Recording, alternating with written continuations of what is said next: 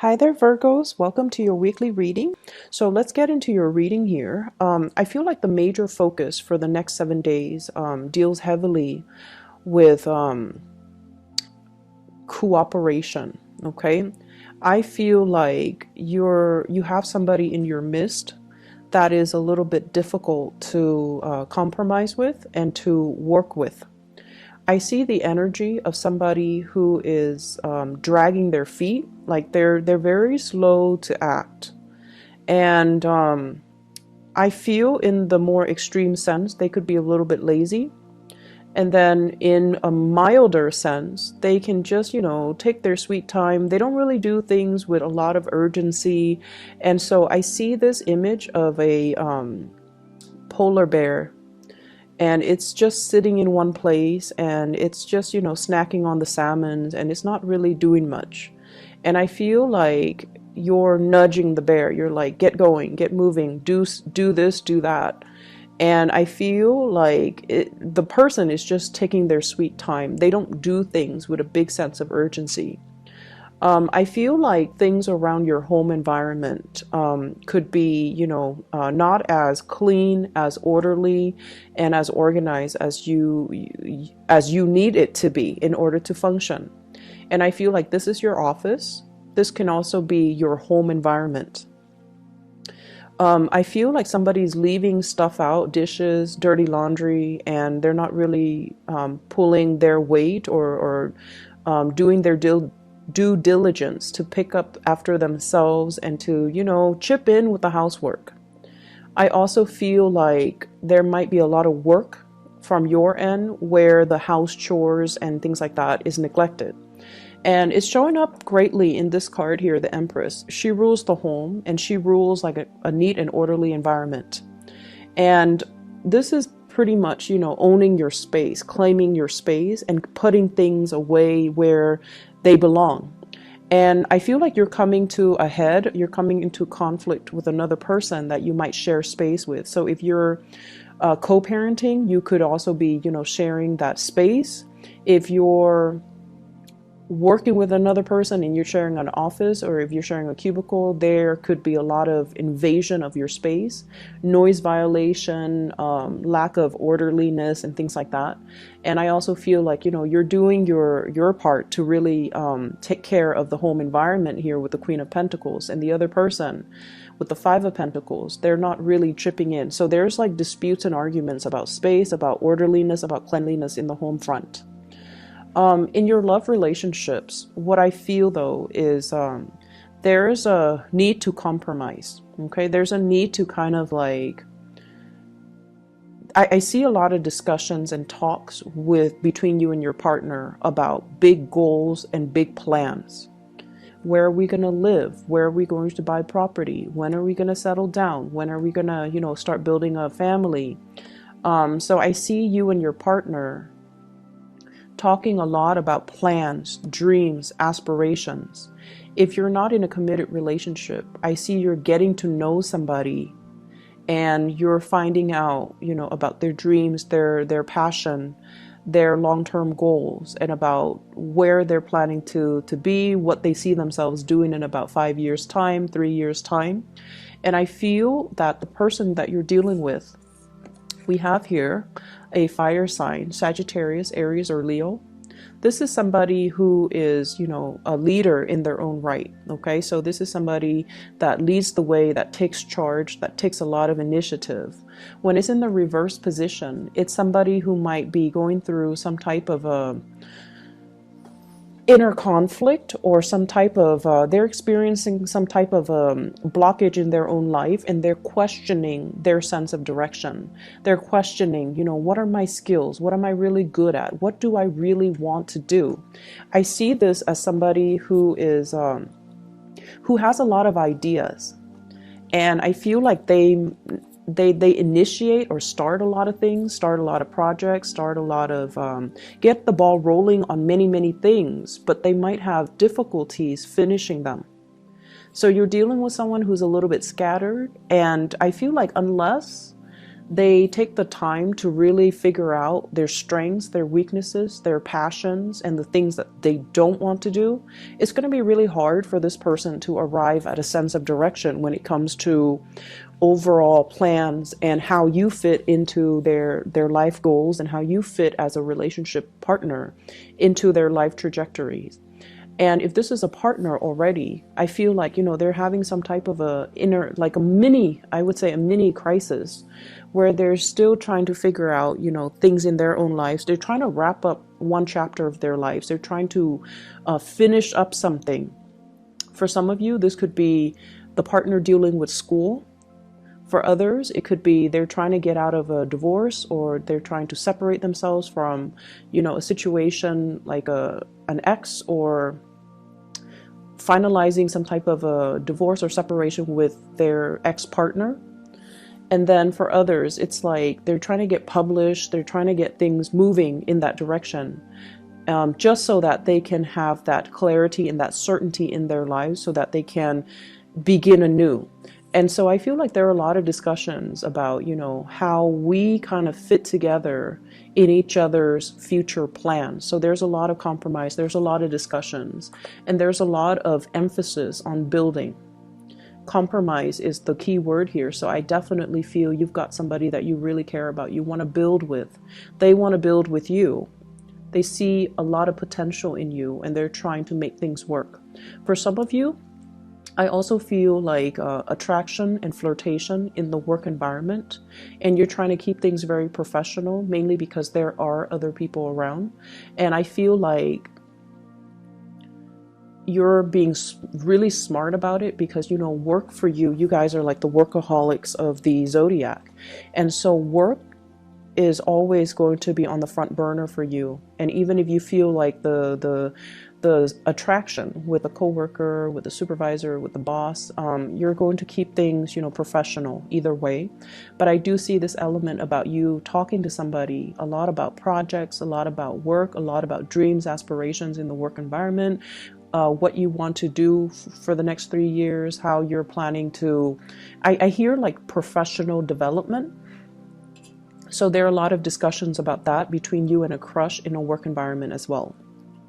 I'm also seeing a lot of energies here about family, okay? Healing like family issues, letting go of resentment, and I want to say agreeing to disagree. So like, don't beat a dead horse. If you've had conflict with a family member, I feel for some of you, you could be like a parent, and this can be your children.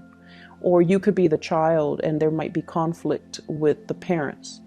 I see one person constantly telling the other person what to do, just like somebody giving advice or telling the other person what to do unsolicited.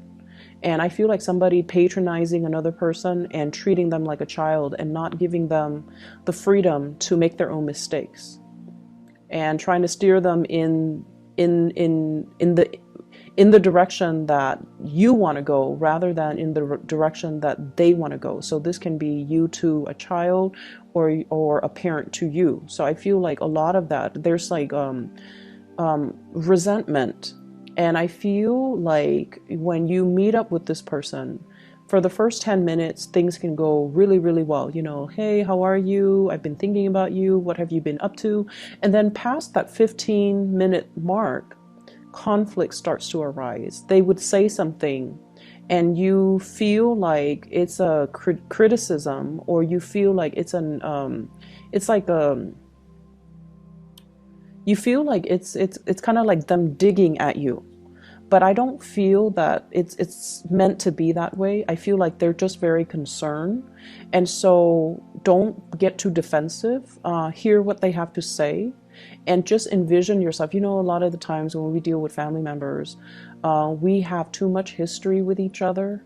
And so we know how to push each other's buttons. And then we automatically are always on the offense or on the defense with them because of the long history. And especially if it has been very contentious, if the relationship has been very problematic, and if there has been a lot of just resentment or misunderstandings, they can say something completely neutral, and it just comes out, with the tone or the attitude or the demeanor of some past situation that you've experienced with them that left a sour taste in your mouth. So it triggers feelings that might not be positive, but I feel like you want to give this person the benefit of the doubt, and you want to just, approach them with an open hand, that way, and an open heart and an open mind. That way you're not getting defensive or getting riled up over things that are over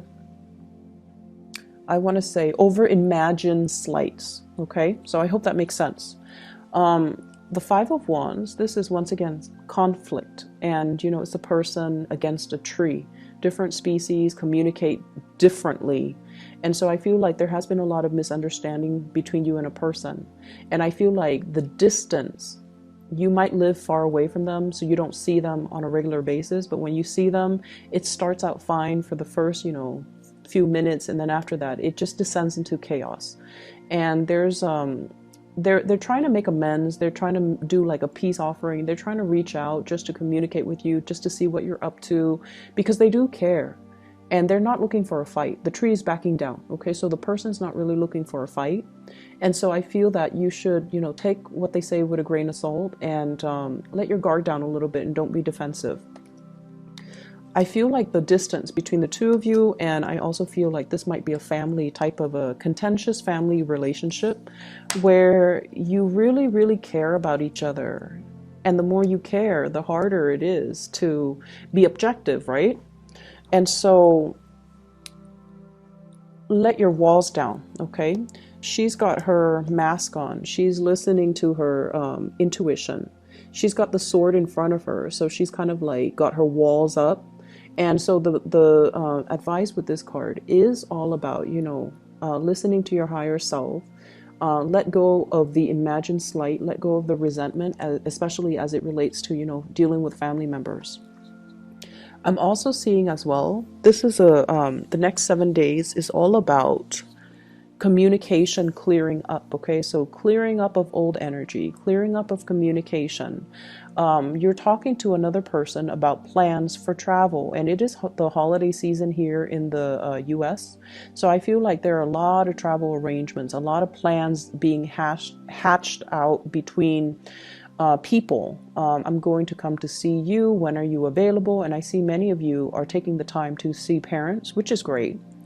Many of you are taking the time to host family gatherings, even offering up your space so that other people can come into your space.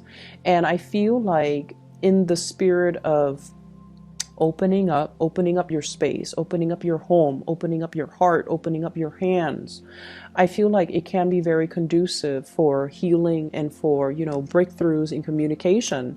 And especially if you're dealing with somebody that has been very, very difficult to read and difficult to reach, I feel that it's going to work itself out and it's going to be resolved very wonderfully. I'm also sensing here health issues when it comes to, I feel more of like a father figure. So reach out to your parents and, catch up on what they're doing, see if there's anything wrong with them, see if there's anything that they need. I see a lot of people who, if your fathers are still around, there might be, it's like he's craving some attention. He's kind of like, hey, come see me, but he doesn't really want to express it. Okay, so it's like the stern paternal figure that doesn't really like to reveal his emotions and doesn't really talk about his emotions. And when he sees you, he might keep a poker face and he might not be able to express, wow, I'm really glad to see you. So I feel like you might want to, maybe that message applies to a few of you, but it's important that you try to reach out and see if there's anything he needs, if there's anything that you can do.